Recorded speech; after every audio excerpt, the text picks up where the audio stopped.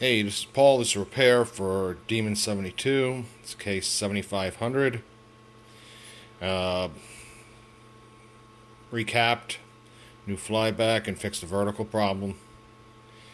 All circuits are working as they should. And we got a pretty good picture going on.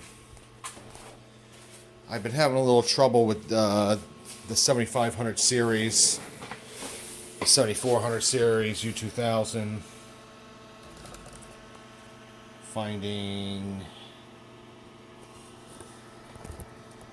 that vertical IC right there. That's the vertical IC. I've been getting a lot of fakes lately, so they're getting kind of hard to find.